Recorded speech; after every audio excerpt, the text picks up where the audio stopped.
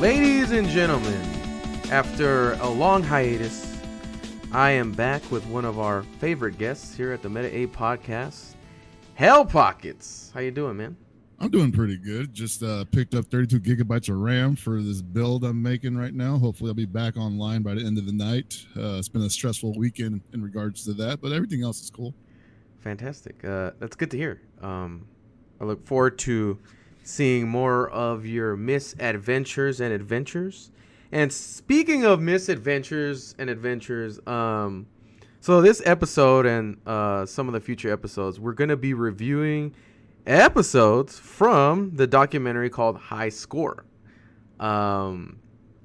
It is a documentary series that pretty much goes over a lot of the historical facts and events that brought the modern times of video games into where it's at right now.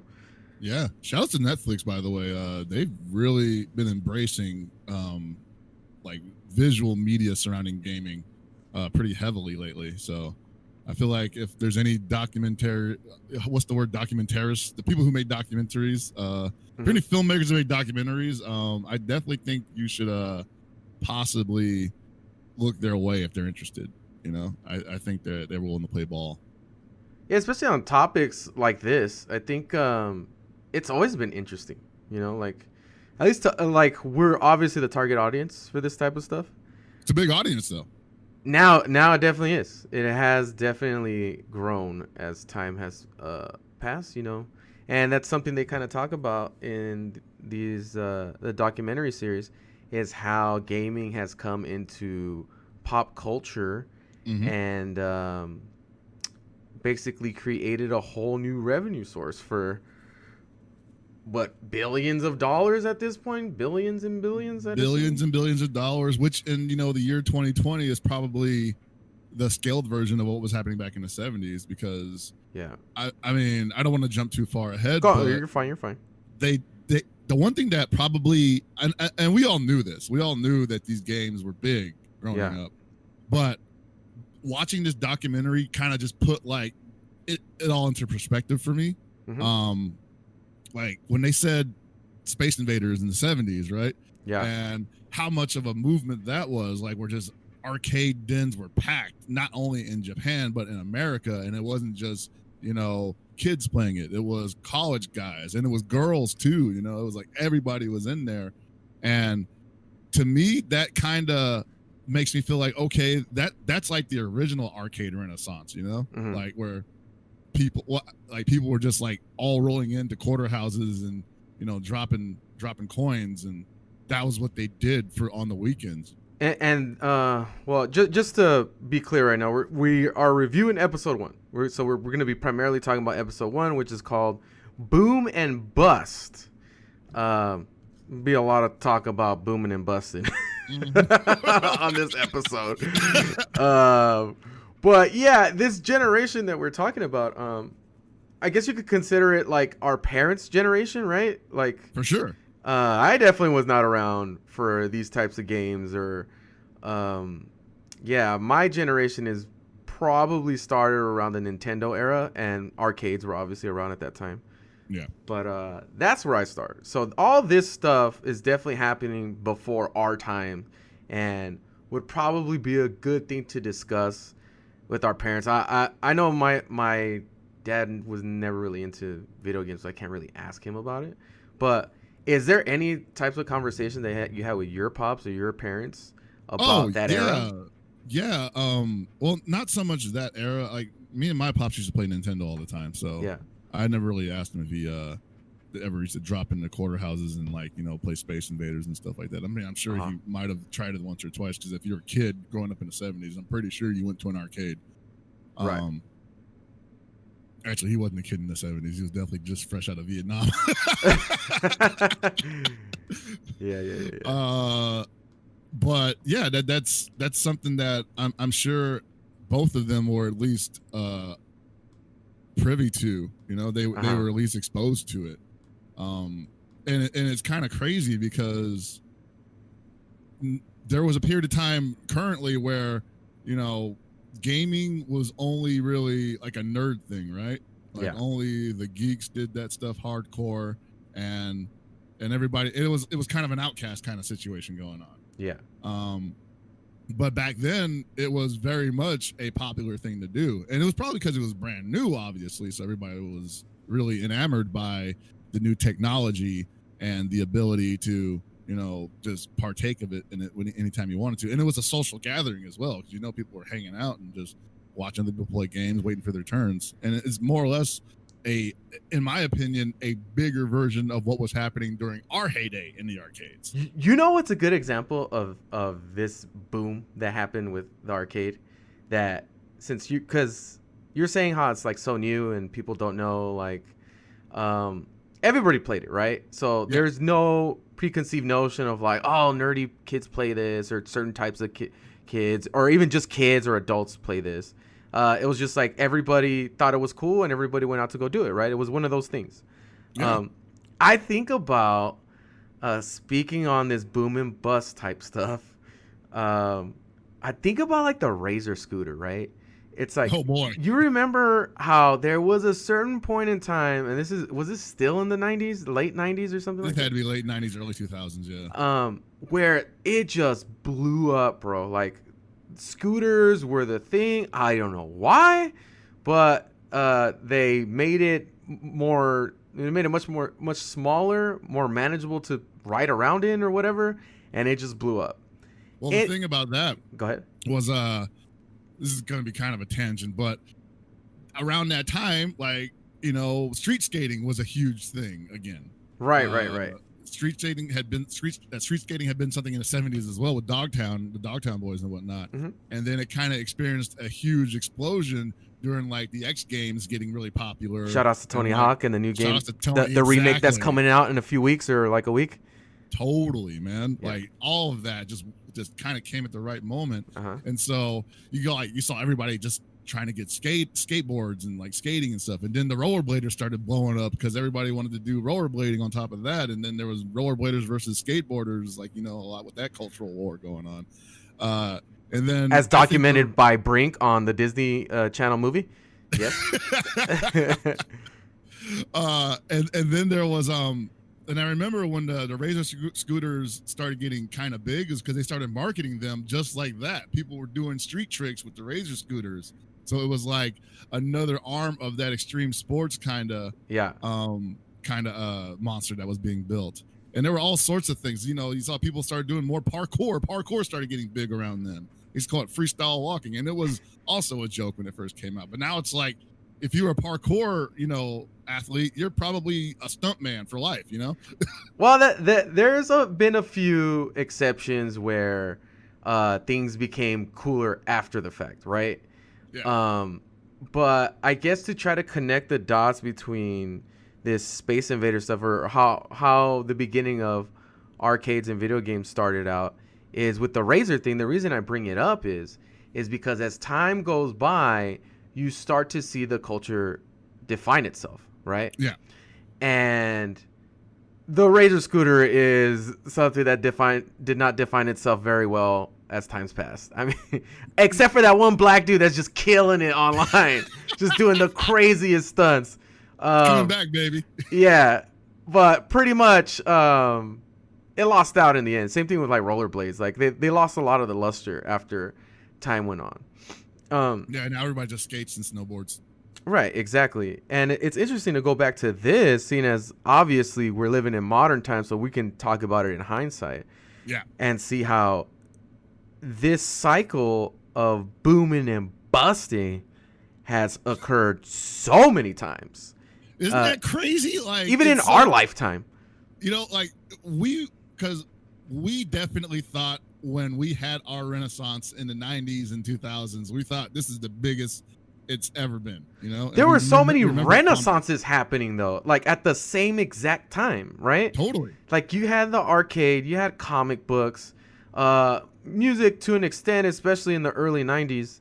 A lot of things seem to have changed. Like it was era defining, I think that's why a lot of people really make those callbacks to the 90s, and it, it's getting, I guess, here in 2020, it's getting a little easier to define what's going on after the 2000s, but I feel like from 90 and before, it's much easier to define the big moments for us culturally with stuff like this. Well, yeah, because we lived it, so we can That talk too. about it with some level of knowledge.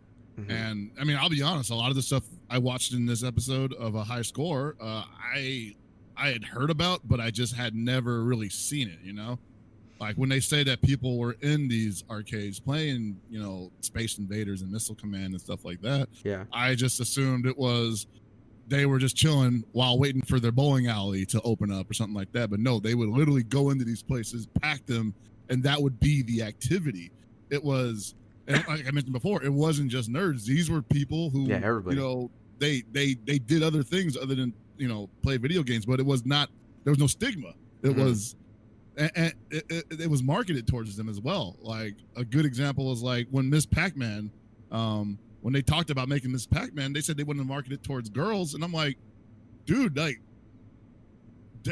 they didn't even do that. They didn't even try that again for years.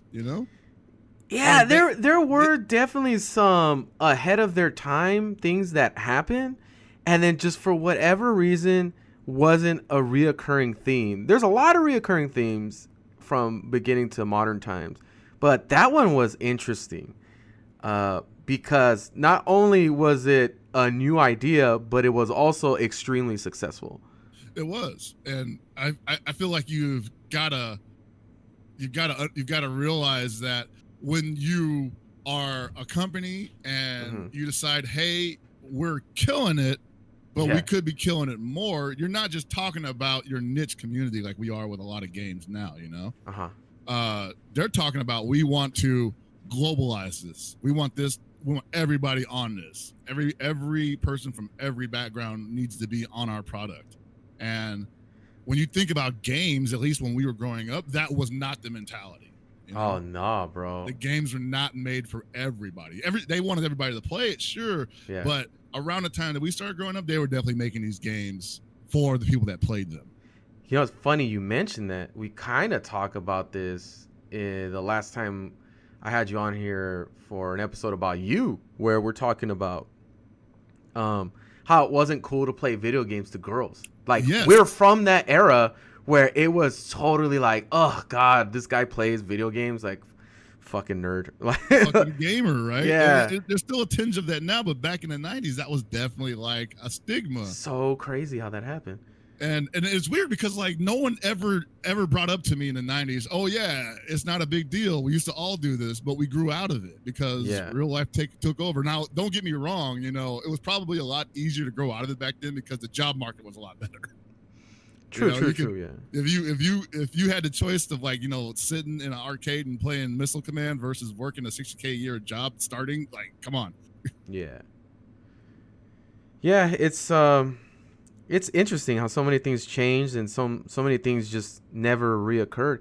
And I think it just happens when whatever era's like explosion, whatever the reason for the explosion is, they just try to support that over and over and over again. And it's funny because when we talk about these bubbles, I think more in modern times, one of these bubbles that happen, and I've been listening to a lot of podcasts and they've been talking about the podcast bubble, right? The podcast bubble itself? Well, the fact that there's so many fucking podcasts and on the, that's not necessarily a bad thing, but the bubble part about it is that companies are investing in a lot of podcasts, but they don't actually know much about the podcast industry or people that are making podcasts to which they can monetize. They don't understand how to monetize this. So what they're doing is they're just throwing money at people that, like, I guess they'll be successful. Like, this person's like got a big following and they start a podcast and it's just not popular because they're not podcasters. You know what I mean? It's not something that they do. And this is something that they lead into in this episode because, funny enough, they open up with the creator of E.T., which was a colossal fucking bubble burster and era-defining moment for video games, right? Yeah, and they opened up with it, and I felt like, I mean, we already know the story around the ET Atari game. It's trash. Right. It was garbage, and it was like probably the first game that ever like got sent back to the factory, more or less. They dumped them all in a landfill because no one wanted them. Yeah. I mean, for me, I mean, just because of the way they opened up that episode, I thought the whole episode was going to be about how games died. Because yeah, right. What a way to open not only an episode, but episode 1 of your documentary series with the dude that created E.T., one of the worst video games of all time. But once you start watching the episode, and you do kind of forget about like, hey, they brought that dude up in the beginning. He hasn't been back since at all, right? I don't think he shows back up until like later, much later in the third act of the episode. Right, because I guess his time hadn't come yet because they were still going to go through the backstory of everybody else. Right. And so they had to build up to his point in time, which, I mean, I guess for, storytelling's sake, that kind of makes sense. But as far as viewing and like, story, like, like directional, like I felt like that kind of just threw me off. Like, yeah, it sets a really weird tone for all the success stories that ended up coming out of that episode. Yeah, if there are any like legitimate criticisms of things that I didn't like, is that part of like the jumping around from the different stories and kind of like all really out of alignment, and which is funny because I don't know if you watched any of the Michael Jordan documentaries that came out recently. They do that a lot too in that, but it's very focused still, like it's very skillfully handled, and it still ties together really well. Where this, you kind of keep forgetting about some of the points that they keep bringing up, and you kind of don't get to write out an idea. Like it'll get to like just before the climax, and then they'll go back and talk about something else. Yeah, like when they busted out like those League of Legends shots talking about esports, I was like, what the hell? That was a leap. Yeah, and then we got this shit, guys. Okay. I was like, okay. I mean, I'm glad they included it. That's awesome, but it definitely did not transition well. Right. So to get to another big portion of this episode, it's heavily driven by money, right? That's arcade culture, right? It's all about how to make the quickest buck possible for as little time as possible. Shortest period of time, most amount of money, right? I want to introduce these guys that I guess what was happening with specifically, what was it? It was Missile Command, right? Missile Command was a game that came out, I believe, in the early 80s. And it made a lot of money, but something that a lot of arcade operators noticed, that after a certain period of time, there's going to be a massive drop-off, which for you and I, we probably know it for different reasons.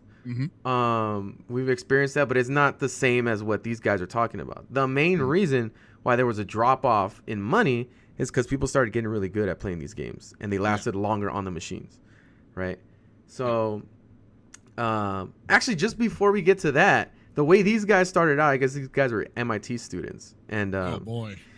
So this is kind of a crazy story, which is told in quite a light-hearted type way, I guess. Like the tone of this part of the story, where I feel like it's kind of nefarious, don't you think? It like when because they're telling a story of, I mean, basically of a group of college kids stealing a game. Yeah, I mean, that's what it was, really. I mean, they were tampering with an IP that wasn't theirs, and they were making money off of it. Yeah, like if Lars Ulrich had created Missile Command, he'd be up this guy's ass like in a minute. Yeah, exactly. Yeah, I guess these guys, what they ended up doing, how they started off first, is I actually think this is something if I had money, I probably would have done this exact same shit. They started getting pinball machines at the dorms at MIT. And I guess they started having it lying around, and people kept putting quarters into it. And then I guess they got the idea of like, well, we'll just keep getting more. And they kept making more money and more money. They started buying more cabinets or more pinball machines. And pretty much at some point, they described to have like 20 dormitories full of arcade machines. How do you even do that? I don't know, bro. These are the types of stories when somebody tells you of like, because they start off with like, yeah, I'm a college dropout, and that has a negative connotation, right? Sure, But yeah. but of course for these dudes, it's like, nah, bro, we had literally everything going for us. Somehow we're able to get all these dormitories to be able to house our pinball machines, which is like, hey man, tell us how you did that, because I hate it when they tell these stories and they make it seem like they did some magical shit out of nowhere when it was like really just their parents helping them out or something like that, because they didn't have any money.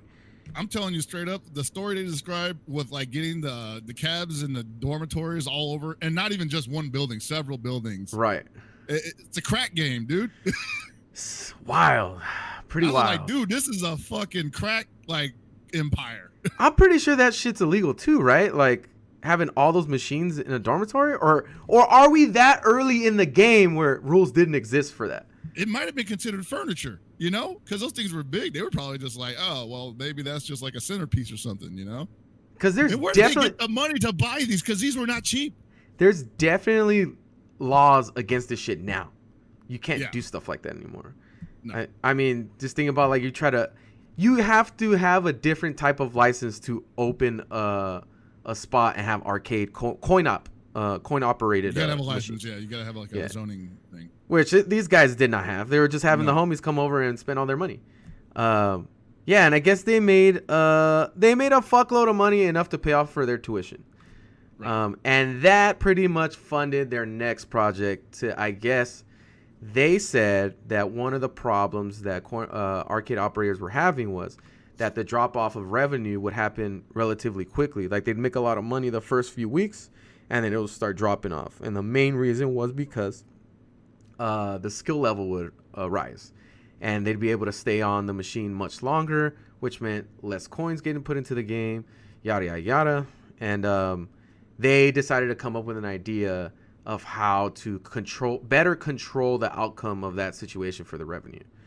And that's when we get into the stealing, the hacking. Yeah, the ugly part of that part. And I always think this is really interesting in documentaries when we talk about old stuff like this, is how like gleefully and proud they are of doing stuff like this. Recently I watched a mob documentary, right? And it was on Netflix, and I kind of didn't last past like 2 episodes. But they got a lot of dudes that were around back then, and some of them committed some of the murders. And they were interviewing them, and they were more than happy to talk about details or whatever, because they already served their sentence. They, whatever they owed the law, they paid for it, so they could talk about it freely. They served their time, whatever. And that's some wild shit too, actually. You can just be like, "Oh yeah, I got off already. It's good." Yeah, right. It's like, oh, this guy, you're interviewing an actual murderer. But yeah, it's interesting, these documentaries that span over a long period of time about how like they talk about like the good old days almost. Like, hey, yeah, man, remember when we fucking stole that shit and we made all this fucking money? Hell yeah, we're the shit, man. We outsmarted everybody. Which, I mean, they did, and props to that. The system is meant to be broken, and these guys broke it. And at a certain point, when the breaking got too big and too much money was being made off the backs of other people, Atari got involved and basically sued, right? Yeah. And wanted them to stop. I don't know if it wasn't just a C&D. It was legit. Like, you guys owe us fucking money. No uncertain terms, a lawsuit for $15 million. Yeah. And here's the thing about documentaries too. I hate how people rewrite history. I don't think that these guys were really like, oh man, I thought of it as a point of legitimacy. I feel like they were definitely shitting their bricks, bro. Yeah. I feel like they were scared. But well, the weird thing about it was, I wonder how Atari even found out about these cutty ass arcades.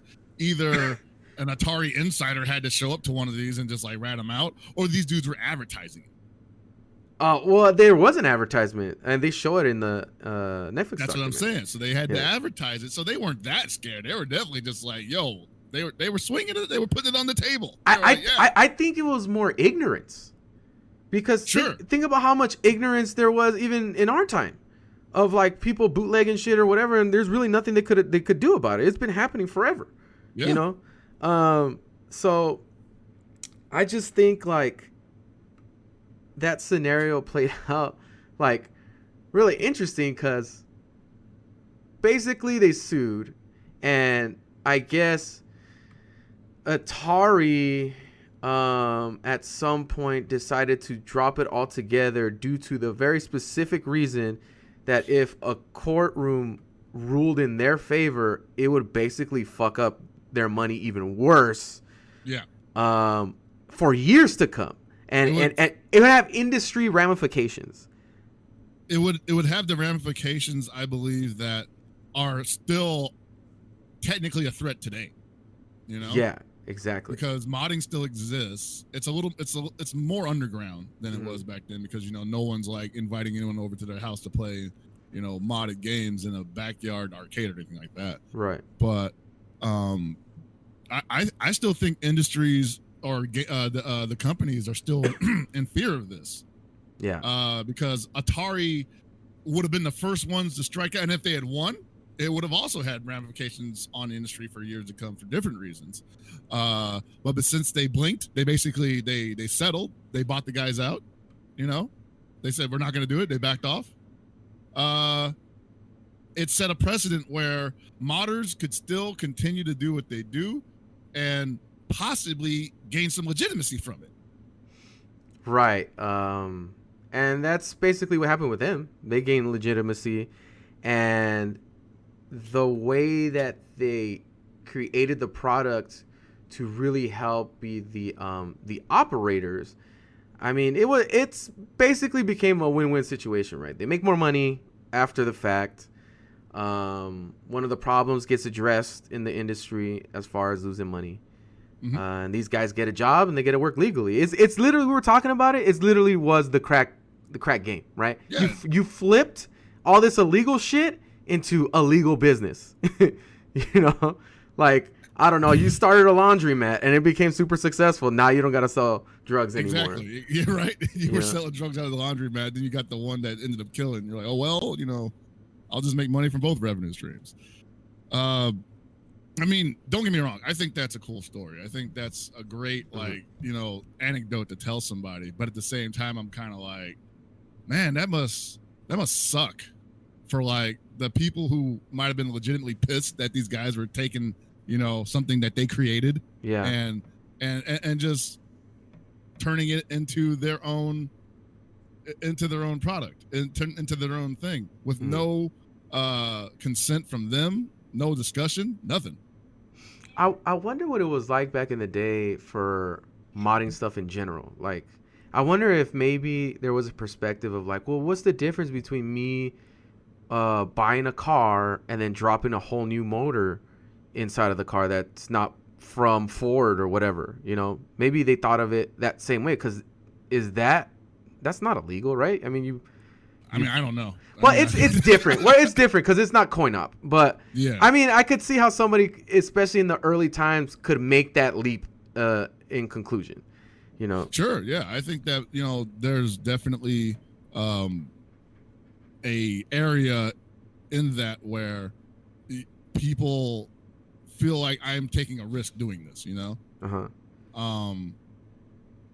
And or at the very least, there's that like that when you're talking about modding something you own and you're not technically making money off of it, but you just own it. You own it. Yeah. You're avoiding something. You're avoiding some warranty or something like that, right? Mm-hmm. So I still think there's a level of risk involved with that. Damn. Sorry about that. You could do. But yeah. So yeah. Sorry, my daughter ruined my train of thought. You're fine. You're fine. I still think there's a level of risk involved with that, with regards to any aspect. But when it comes to games specifically, I think the rewards are gonna still outweigh that for most people, and I think that's why it continues.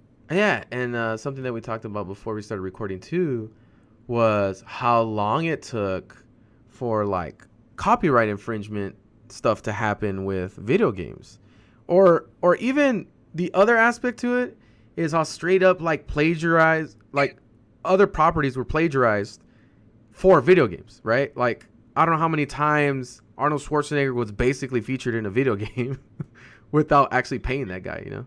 Yeah, dude, I wonder. Sylvester Stallone, same thing, you know? It's like, it's clear that these characters were based off of this guy, right? I mean, Clark, is it a stretch? Is it the same thing? I would say more so than that. You look at Contra, you know, like they yeah, had him undercover, man. Yeah. And they didn't even like they did not even hide that they were, you know, taking those images from copyrighted images from the film industry. Exactly. Yeah. So they could have gotten not only hit by the actors but by the film industry. I'm surprised Konami got away with it. Yeah, man, there's a bunch of, even if you just look at the box cover art of a lot of stuff where it's straight up traced actors that get featured on these things. Like, dude, didn't SNK make a game starring Che Guevara and fucking Castro? Like... Oh man, I mean, Metal Gear had Michael Biehn on it. From That's right. From Terminator. It's literally a trace. Damn. So yeah, I mean, this type of stuff didn't stop happening well into like what, maybe the mid to late 90s, probably even pushing past that. I would say past that too, because there was still such a disconnect between that side of multimedia and gaming that you know, no one really wanted to touch what was happening. Like, games were relatively like, despite how big they were, not just in the 70s and the 80s and 90s, they were still kind of on the outside of all that in the industry, as they call it, you know? Yeah. And so they kind of got to do what they wanted.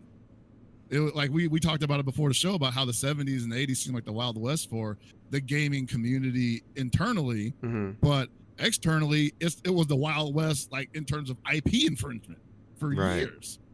And I don't think and I think it probably came to a halt when the industry started embracing the games finally and saying, we want you to make games based on our IPs because we're tired of you ripping us off, basically. Do you think a lot of it had to do with the fact that Americans weren't making a lot of these games? I think they had a big part of that. When you take a Japanese game that features well-known action stars and put it out in America, you know, there's probably some level of legal red tape that either has to be, you know, satisfied, otherwise you just got to cross it completely. And there were some companies that did it the right way, and there were some companies that was like, screw it, you know, we're just gonna, it's not, you know, Stallone, it's freaking it's Lance Bean, not Stallone, you know, it's a totally different guy. It's Stallone. It's Stallone, you know. They just, like, a lot of people like Stallone. Like, literally no one looks like Stallone except for his brothers, but like I know, dude. It's like one dude with long hair and jacked, very specific type of nose. Yeah, and we'll eventually get into this episode, but I'd imagine this topic is going to come up again once we go into the fighting game episode. That's I forget what episode it is. I think it's 6, yeah. Okay, so once we get into that, I mean, there's all kinds of offenses in that era as well, in that genre. Sure, it's man. like crazy. Not only existing IPs, but amongst each other of straight ripping off concepts, characters, archetypes. I mean, again, the wild fighting games, which we come from, definitely was the Wild West in that time, in that genre. I mean, you might argue it technically would not even exist if it wasn't. I mean, M. Bison, bro. I mean, I'm pretty sure he was supposed to come out Mike Tyson. I think it was. That's a story I should know, story, but yeah, that is definitely the story. They had to change the name in America to Balrog because Mike had a good legal team. Let's put it that way. That was probably actually now that you mention it, Mike Tyson was probably the first instance where I saw that they had to change the game, the Punch Out. Wow, you know what? Because Mike Tyson's Punch Out came out because they like the world loved Mike Tyson. So, hey, we're gonna make a video game surrounding Mike Tyson, right? So they dipped their toes into that, and then Mike Tyson's team backed out of it like years later. So they re-released Punch Out as a different kind of. It's basically the same game, but it was no longer Mike Tyson's Punch Out, and Mike Tyson was not the final boss. So there was definitely some signs of the industry, bleeding into, gaming back then, but that was still a choice, Right. That was something that they did because they thought that would sell Punch Out, and it did. It definitely sold Punch Out, but not everybody felt like they had to do that. Do you think that, because Street Fighter 2, technically at the time was niche, right? So only the niche genres were able to get away with murder like this. True. It's weird because it was niche, but Street Fighter 2 was also humongous. No, what I'm saying is that, again, we're getting into the talk of like the whole bubble thing, right? Yeah. Because that whole generation had its bubble. But the genre itself was big, but upon creation, it wasn't expected to be. No, it was like that genre kind of didn't really exist yet, right? No. So they made it and they were like, well, let's have this guy that is either based off of Sean Penn from Fast Times at Ridgemont High, or one of the characters in Karate Kid, Ken, or all these characters seem to be based off of something. I'm sure they are, or downright ripped off. But yeah, it's just that whole aspect of this episode and how we could probably talk about it forever on these bubbles, these ideas or strategies behind trying to make money. And I guess in this episode, they try to make the connection a few times, but they really are touch and go with this aspect of this episode. The competitive side, right? Yeah. I don't think we've mentioned this player. She goes by the name of Becky Heineman. I guess she was one of the first competitors to compete in, was it Missile Command or was it? It was Space Invaders. Space Invaders, right. Yeah. And they try to make a connection in the episode between modern times and then. And what drove people, another thing, because this is a lot about revenue, is how do you get people to come back to play these games? And a lot of it was what the title of the documentary was, HighScore. Trying to get a high score. People would come back and try to get a high score. Which, damn, for me, I think I don't think I ever really thought of going to the arcade for stuff like that. I didn't. But yeah, that's definitely a generation before me. I could have seen myself getting into pinball though, but I just never did. Like, pinball's definitely a high score type thing. Yeah, for sure. Absolutely, pinball is a high scores thing, and also like high score kind of ended up not being an issue when we were kids because arcades usually reset the rankings. Like oh yeah, you would get first place every time you beat like Marvel vs. Capcom 1. Yeah, and you'd be like, cool, I got first place. Next day someone else has it and your name's not even on there. Yeah. Well, we gotta give them a shot, bro. You do. Like you mentioned earlier how the story of how the story seemed kind of nefarious and that they didn't really touch on the finer aspects of not only how the Missile Command modders got this network going. Yeah. But I think that speaks to maybe the length of the episode and how much they're willing to like explain, because I'm sure there's plenty of stuff left on the cutting room floor. And the one thing I got watching this episode and even the next one was like, dude, this sounds like a freaking like a freaking Oliver Stone movie or something, like a gangster flick. Like I feel like there's definitely like some nasty stuff that happened here that they either won't talk about or they just weren't interested in putting it on on film. And then it came up again when the Atari staff started talking about what it was like working at Atari. Oh yeah, you're right. I forgot about that. Yeah. The environment that they described, it basically is what we see from many tech companies today. It's the same kind of environment. Yes, and I'm thinking like, man, tech companies have it pretty good in terms of like, the bells and whistles that come with working at the company. But back in the 70s, that shit must have been absolutely insane. And they touched on it a little bit. They said, people were, smoking pot on one floor. People are just running all night gaming sessions on one floor. People are hooking up on another floor. And I'm like, dude, that's a movie. I mean, here's the thing. Now that you mention it, you bring this up. It's like, what What if like these guys coming out and talking about this type of stuff is backfires on them? Because we're in a different era, man. Like, Yes. it's a lot easier to go back and trace a lot of things about you. And otherwise, I didn't know who these guys were before this documentary, right? Mm-hmm. But I get a really weird vibe from these two dudes that are talking heavily about the whole Missile Command mod and all that stuff. And I wouldn't be surprised if they get outed for some crooked ass shit. I have to be, man. Yeah. Because that's how they started their business. That's how they operate. I mean, you don't just go legit like that. There's definitely like that shadow follows you throughout your career. And they still have that ego. They still carry themselves that way. Totally. Like the way they talk, it's like, wow, okay, like, yeah, we got them over, and then we just kept getting them, and the getting was good, and we just kept getting it. And then they invite them to work at Atari, and they're like, can you imagine those dudes showing up to campus the first day? They're just like, hey guys, It's like suck my dick. It's like there's a guy who's out here robbing places, right? And it's like, you know what? Let me hire you to work at the convenience store. Here's a gun. Here's access to all the inventory.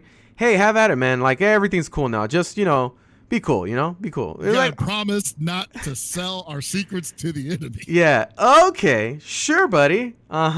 Yeah. Suddenly we're gonna have what's it called? Integrity about these types of things. Dude. I mean, I imagine, like, so they didn't mention how much Atari offered them to come work for them, because remember, they were suing them for $5 million each. There were three dudes. There was the two developers, and there was like some economics major or something, like the number nerd. Yeah, and they were all getting sued for $5 million. So I imagine Atari said, "Hey, instead of suing you for $5 million, we'll offer you like a pretty good deal. Yeah, at work if you work for us, So these guys probably got the best of both worlds. They got to keep the money they made from the Missile Command mod, and they got whatever sweet salary they got at Atari. Like, these guys are gangsters. These guys are CIA agents, man. I know, right? I don't trust them. What else are they funding, huh? Yeah, that one dude's like retired. And by the way, they all live in nice ass houses too. I'm just like, of course. Like, I don't know any gaming industry person that lives in houses like that, unless they're like the president or something. Yeah, I don't know, man. It's pretty wild. That whole arc in this story is by far, to me, the most interesting because of how much contrast it has towards the other stories in this. Yeah. Where most of it is like pretty lighthearted and, telling you like these success stories and stuff. And then it's like these guys. But I think that story was told, though, to highlight the fact that the industry probably would not have gone in the way where they would have not adjusted their games to make more money if it weren't for these guys. And that's crazy how stuff like that still drives the games industry to this day. It is. And a lot of people like to romanticize the gaming industry of the old days, where people just made games because they loved them. Like, nah, dude, they were trying to make money. It was always about money. If the game was fun, even better, right?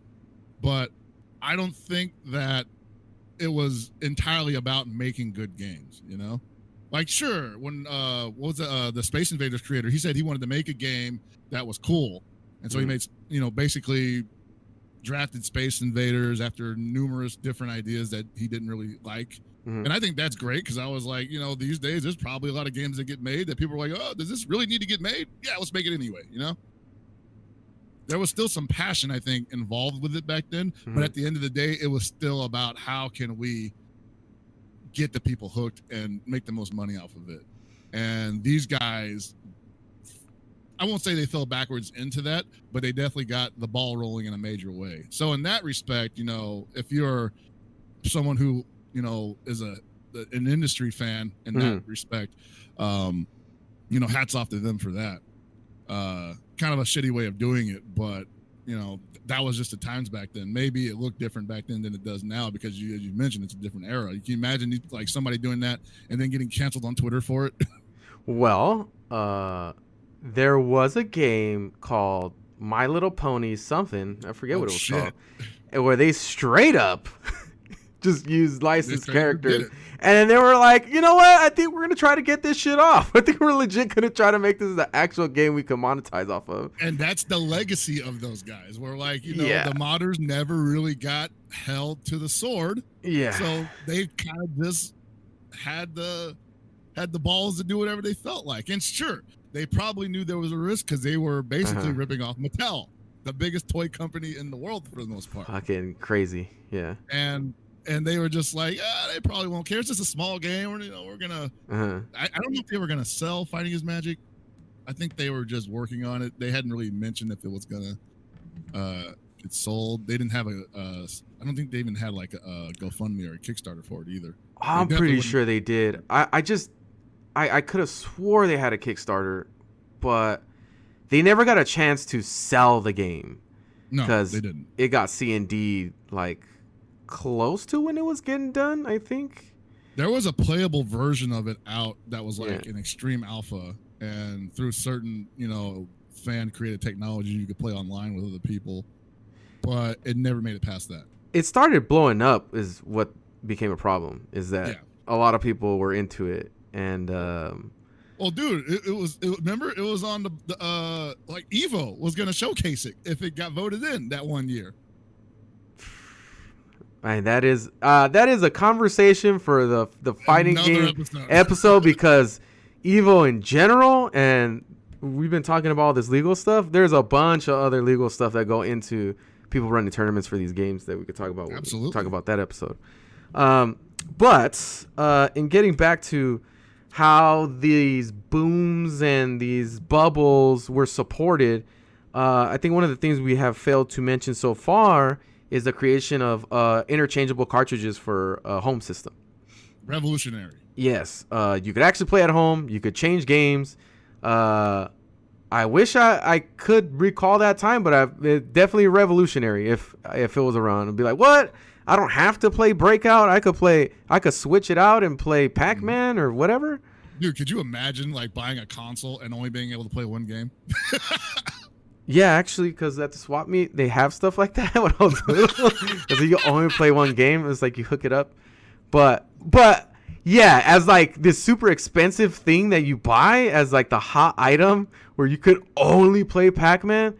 I think it was easier for at least the time before for people to make that connection. Like, oh, I could play at home or whatever. But to have the, foresight to be able to be like, yeah, you know what? Let me make this innovation that we don't necessarily need. I'm just going to do it just because I want to do it. Mm-hmm. And I believe the guy that spearheaded that, his name was Jerry Lawson, one of, if not the first African-American creators to create something like that in the games industry. Yeah. They talk about it in the episode. I think he was the only guy, only black guy in Silicon Valley.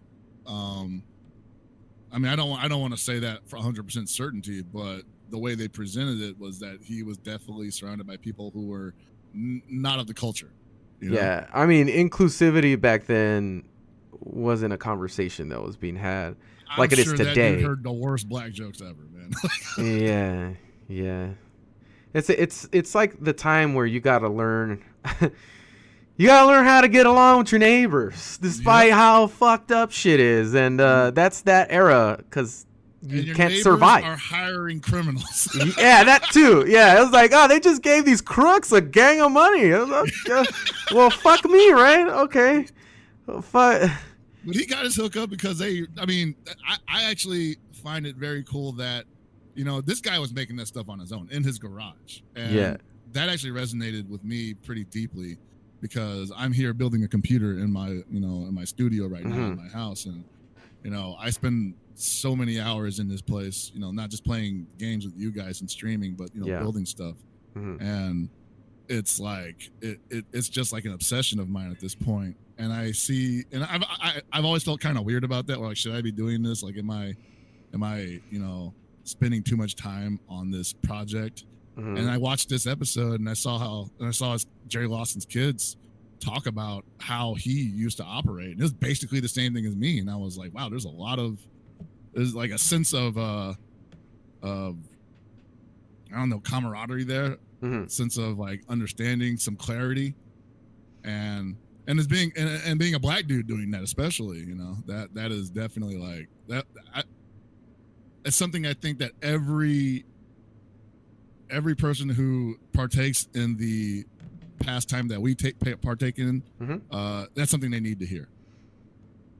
I mean, it's better now than it was back in the 90s, obviously, right? Yeah. But it's not entirely given an agency. It's not entirely given, like, you know, an okay.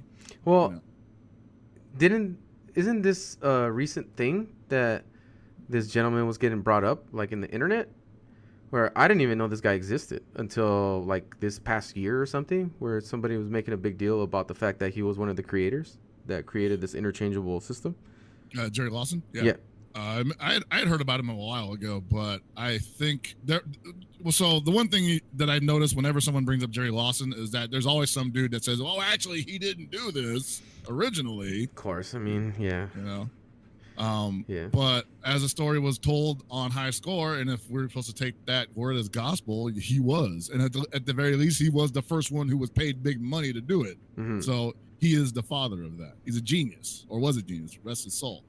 But yeah, you know, he created something that revolutionized the product, and they say he never really got the recognition they felt he deserved for it. But I think he wasn't really doing it for recognition. The way this guy worked, he was definitely about the passion, you know? Like, he just had something in his head and he had to get it out. And I think artists can really relate to that. Yeah, you know? I was about to say that is the double-edged sword of being an artist that really is passionate about what they're doing. Is a lot of times you don't think about the monetary aspect of this thing that you're creating, right? You're not future-proofing yourself to be like, well, if this becomes big, then I need to make sure I have all my ducks lined in a row, you know, in case this is something that I don't get legally screwed over and somebody takes advantage of me or whatever. You know, for years, maybe not up until recently, have artists of all different media been those types of people, right? They have managers, they have people that promote for them, people who speak for them, and all this other stuff. But as of recently, it's become a much more all-inclusive space for these creators where they do everything for themselves, and they're more aware of the business side. Whereas before, it was like, you do your music, you do your art, you create your video games or whatever, and we'll do the manufacturing, we'll do the business part, to which you will have zero knowledge of how we actually make money and rip you off. And that's if we like you. Exactly, right? And unfortunately, this may or may not happen. I don't go into details about this, but yeah, it's not like this guy gets talked about enough in when it comes to the context of video games and the history. Because I mean, I consider myself pretty knowledgeable, and I don't know much about him, you know, and that's a pretty big deal that he made it or was involved in making the mass production of it. Yeah, because that, again, we go through this cycle and how important that changed the games industry, because suddenly we're hitting another boom, right? Like with the consoles being at home and being something that consumers can easily get their hands on, more money gets made. There's more money in the industry once again. And we get to a point where, okay, now let's fuck the quality of the games. Let's just make a gang of these games, because obviously it doesn't really matter how good the games are. People will play games no matter what. So let's just greenlight all these games, whatever the hell it is, you know, and get it going. Especially if it's a top tier license, you know, like E.T., which they showed at the very beginning of the episode, like we talked about earlier. And they talk about the process of how that game got made and how short of a period of time it took to make the game, and how everybody pretty much just thought, it's like, yeah, whatever, dude, just make the game. Like, you know, here's the money. You're absolutely right, because I don't think that mentality would have existed if it was not for the interchangeable cart, because they knew that if they wanted to make an ET game before carts were a thing, Yeah. they'd have to like, it would take time. You had to build like an entire apparatus around it. Uh-huh. You couldn't just build the game itself and then put it into a machine and it would work. So the creation of the mass-produced cart system, I think, gave a lot of companies like some false bravado, like, oh yeah, we could just pump shit out constantly, and they did. Yeah. They pumped out so many games to the point where the boom overgrew its market. Yeah. And ET was like I think ET, as bad of a game as it is, I don't think it's solely the reason why the market crashed. They definitely touch upon that in the episode, where another big part of it was the fact there were just so many different games being made. Yeah, and it just people and they were not like cheap games. Remember, like games back then were like top dollar. Yeah, it's crazy. So it's a privileged thing to have a game system. Totally, you know. I remember going to Toys R Us and just seeing like all the NES games on the wall and being like, I can only pick like one. You know, there's at least 15 I want, but I can only pick one, and that's it for 6 months. Yeah. This is what happens when the industry gets a lot of business people involved, and they look at the numbers and they just think that you just plug and play. Basically, it's like, okay, if we just make X amount of games, people will buy it, and people love video games. So let's not even consider the quality of the item that we're selling, right? Because what is it? The business people don't really understand the industry. They just look at it as like it's just a fucking toy, you know? It's and like that's, yeah. Especially at that time, it starts to change a little bit, doesn't it? It stops from being the cool thing to go to arcades to where it's like now these people are starting to be homebodies, and they're starting to have something at home that they can enjoy with their family. Yep. And the culture around it starts to change, and not only just in the industry and with the people involved with the money, but also with the people that play these types of games. Right, because remember, with Space Invaders, they were all going to the arcade, and it was a social environment. Exactly. With home consoles, it was more or less just meant for your family and whoever you invited over to the house. And so things started getting isolated. And I think that's when the idea of the nerd gamer started coming about. Right. Yeah, it's crazy, man, because quality, I wonder how long it took them to even consider like what a quality game is. Because all they measured was this game makes a lot of money, not is the game good. You know, it's like, I don't know what the fuck Space Invaders is, but it makes a lot of money, so just make stuff like that. Well, you know, I think the dude that made E.T., he said he met with Spielberg, and Spielberg told him, like, can you make it like, what do you say, make it like Pac-Man or Space Invaders or something like that? And like the dude had pitched him like gold, like what he thought was gold at least, right? And he was like, no, I can't do that shit. What's wrong with you? And to me, that was like the moment where I was like, okay, there was like a nice balance in between making the money, but also doing something that you passionately believe in, you know, something that you actually want to create and put your name on. And I think for a while, and E.T. could have been great if he had the time, I imagine, you know, because it sounded like it was like the worst, you know, form of crunch I've ever heard of. Because he had what, like 5 weeks, 3 weeks? Short as fuck. Apparently the shortest time period of that time that the dude was like, I don't even know how the hell I'm supposed to make this fucking game. That sheds a lot of light on that too, because everybody just assumes they phoned that in. I'm like, no, this dude worked his ass off in a very finite amount of time and came up with that. Well, he said that he was hoping that they thought it would suck. That when they reviewed it, they thought it would suck and they would scrap the project. That Spielberg saw it, and I guess the other execs saw it, and they passed off on it. Like, yeah, make about like 500,000 of these or whatever the hell amount. And he was like, "What? You guys are going to make this game?" He was like, "Well, I guess like if you guys really like it, then I guess I did make something good." He said something along those lines. And that was the beginning of, I would still say, a very dark period or a very dark part of what comes from making games. There's a quote in Jurassic Park where I forget who said it to who. I think it might have been the archaeologist to the doctor. And he says, "You were so concerned with whether or not you could, you never thought about whether or not you should." Oh yeah, that is a constant dilemma of the artist versus the industry, know? and the industry wanting these things to happen that we don't need and probably shouldn't get.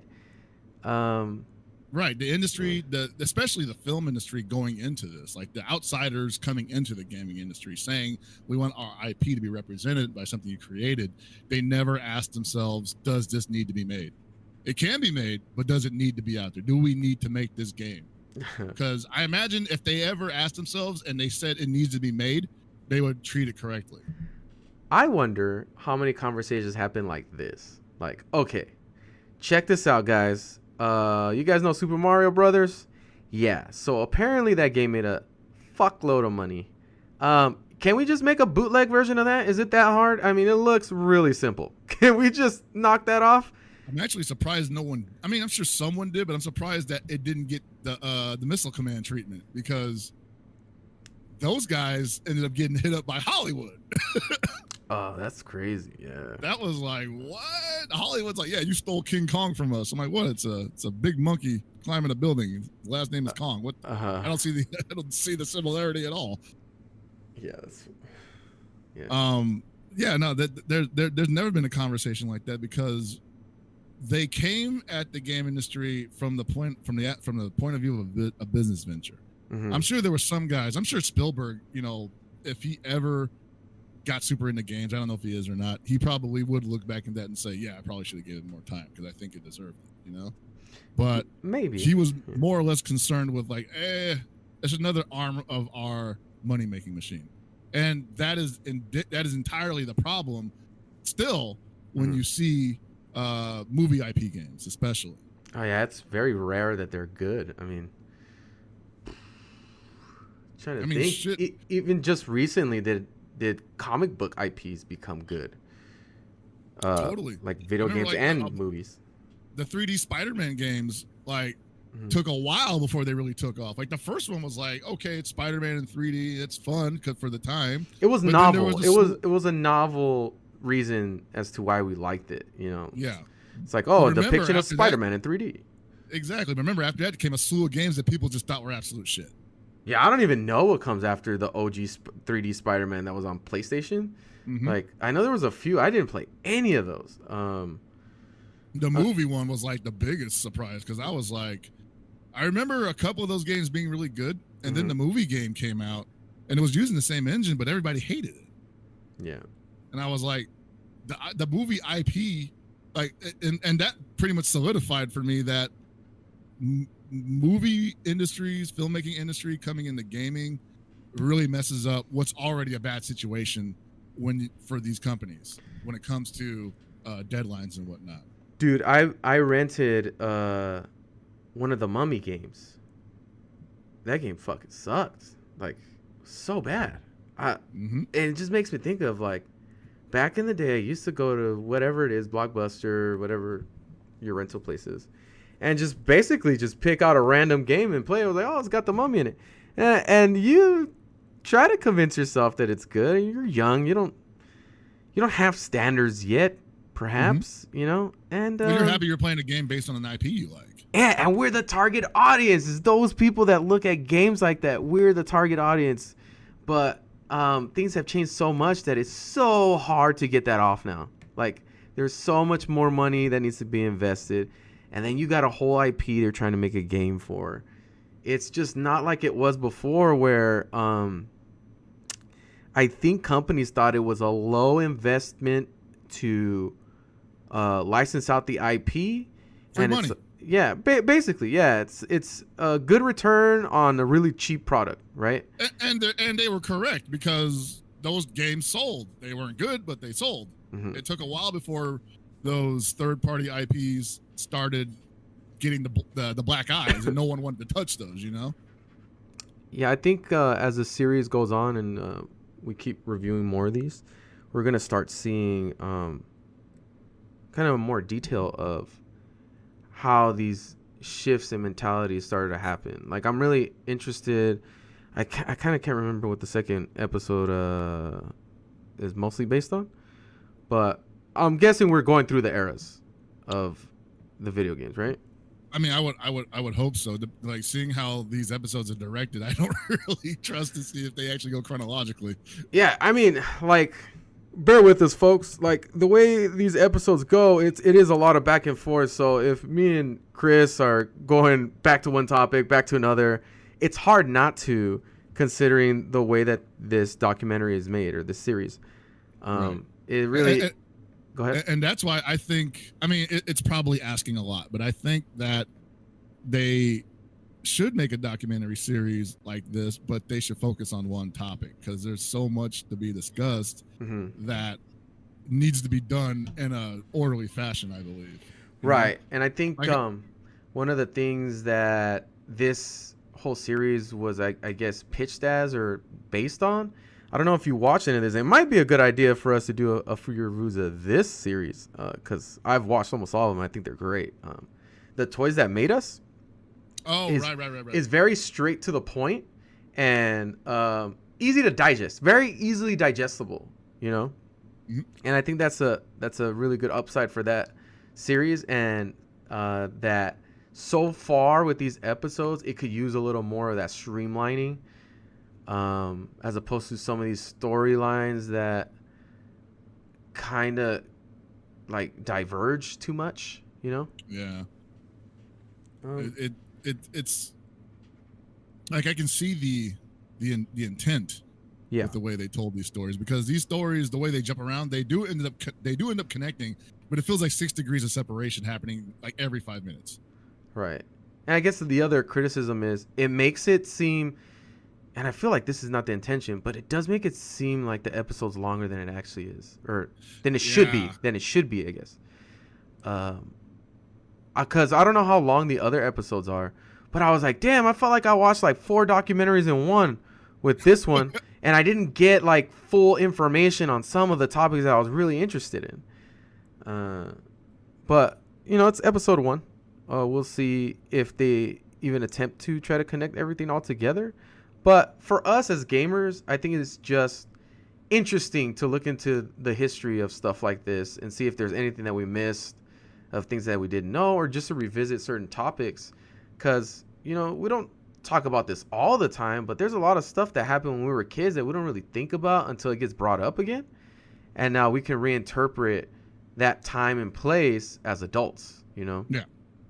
So, yeah, so far, I mean, I do recommend the series. Yeah, if most people do play video games nowadays, so I'm sure there's something there for you to enjoy, and it's interesting. I think it's a good series with a few faults, but yeah, pretty much I'm enjoying it so far. What's your overall take on the first episode? Overall take is I like the information they provided. Aside from the other complaints I had, I think it's a really well put together source of information. They went places I didn't expect them to go. And I just only wish they went deeper with that. It was really nice to hear about some things that I hadn't known anything about, you know. As much as I've been grown up in games and born into it, there were still things that I didn't know that happened in the era that I was playing it, you know? Right. Like you said, you know, for us growing up in the Nintendo era, the whole interchangeable card thing was just like good, you know, it should be that way. Yeah. But I can't even fathom what it would be like not being able to do that. Like I would assume I must have like an arcade cabinet, you know, but even then I can swap out the kits. Yeah. You know, what's funny is since I grew up on Nintendo, I always had a weird look at arcades where it was like, fuck, dude, this costs so much money. Like this, why can't I play this at home? And you're not understanding that it's completely different hardware. Right. You know, and that's definitely something we'll talk about when we review the fighting game episode, because I was all kinds of fucked up with arcade ports, arcades, and me not understanding the differences behind it and the huge drawbacks of those types of games coming to console. It's crazy. Like, yeah, that's a big conversation I want to have when that we drop that episode. But yeah, it was a good watch. I enjoyed it. A lot to bite off in the episode. As you can see, I'm kind of actually surprised we went over an hour. But I mean, there was a lot to talk about. There was a lot to talk about. I mean, I feel like there's still more, but it's mostly just about what they missed, you know? Exactly. Like, I could go on for hours about how I could make a 2-hour piece about each story, basically. You know? Yeah, you could definitely make a whole documentary about these Super Missile Command people. Like, dude, like that shit is just like, you know, like someone had to get beat up in one of those dorms, man. Like how do you run security in that? It was like the Wolf of Wall Street in those dorms, bro. Basically, man. Like I was telling you earlier, I was like, man, they had to have been slanging in there, dude. Like there had to be like some kind of like there had to be something under the table happening, because I'm assuming the only way they got those dorms was that they had friends and they said, hey, I'll give you a cut of this if you let us pull these games in. And on top of that, how the hell did they even get those cabs? Like, who the hell has the money to buy all those cabs? Also, did the IRS not exist back then? The IRS was not giving a fuck. Like, no one looked at it. And they're advertising. They got flyers and stuff. MIT is just looking like MIT didn't trip at all. Yeah. MIT was like, yeah, go for it, guys. Dude, imagine if because of this documentary, the IRS is like, hold on a second, guys. Let's look into these dudes. You guys pay taxes for that? I don't think you did, sir. No, you did not. You owe us, after inflation, $20 million each. Oh, my God, dude. Yeah, overall, enjoyed the episode very much. Yeah, there was a lot of cool parts, too. Like when they were talking about when they were delivering the coins from Space Invaders to the company in Japan. I actually did write that down. They had dump trucks of coins, bro. Dude, it's crazy. I didn't know that they went right back to the company. I thought they would just like take it to a bank and like, you know, turn it into bills or whatever they do. But they're like, nah, we'll take the coins. Yeah, that's definitely a tidbit that we never get a visual of because we don't work in the industry, especially at that time, and what happens with that kind of stuff. But yeah, basically he said, the creator said one time, I forget, he was going to an arcade or somewhere where they were collecting all the money. And he was like, it was trash bags and trash bags of like money, and they were loading it onto a truck, and it was so heavy that it kept dropping the truck down and weighing it down, and it started dragging like the tail. So I mean, that's crazy. That type of stuff ain't gonna happen now. No. That didn't even happen when we were like hot in that stuff. No, man. Hell no. Yeah, that's crazy. Yeah, great episode. Hope you guys enjoyed it. We'll have another episode as soon as possible with Hell Pockets. I'm trying to bring in more people. I was hoping to have a reunite us as the Game Goons for an episode, but fucking Gibby is like the busiest guy in the world right now. So lining, he needs it. Yeah, exactly. I'm not hating on him. I mean, it's just that episode will happen when it happens because I don't know when he's available. But yeah, I definitely want to do a all Goon episode where we just talk about stuff. You know, it's gotta be the fighting game episode. I'm trying to do that. Hopefully it lines up, but I definitely want to get more people specifically for that episode. I don't want it to just be you and I. It needs to be more perspectives on that episode because I feel like we're all very different. You know, how I came up with that episode or how I came up in that era, you, Gibby, we all have very different backgrounds. But yeah, that's the plan. We're going to write out this series. Chris is on board for as many as he can show up for. And if it's all of them, I'd be happy to have him on all of them. I'm not doing nothing else right now. Shoot. Awesome. So yeah, look forward to that. I'm more than likely going to do more episodes interviewing people. I just haven't planned it out yet. By the time this comes out, I'll probably have it planned out. And I should have an episode that would already be up when I put this up for a review of Streets of Rage. So if you're listening to this, go back and listen to that when that's posted. And another thing I recommend is the movie review we did for Unhung Hero, which I think everybody should listen to. That is definitely gold. Chris is also featured on that, and another one of my favorite people to work with, Sarvitz, is featured in that too, and it's fucking gold. I think if you guys are listening to this and you haven't listened to that episode, Listen to that one. It's great. But yeah, that's it for us. I appreciate you guys listening to it. Keep your eyes out for the Game Goons. Hell Pockets streaming on the Game Goons channel. Myself participating in other people's channels, playing games on with them, and we're living KOF 13 days over here. Exactly, which is something we'll talk about too at some point. But all right, ladies and gentlemen, we will catch you guys on another time. Thank you guys for watching. Like, subscribe, check out all the rest of the Game Goons stuff. All right, folks, have a good one. Peace. Nice.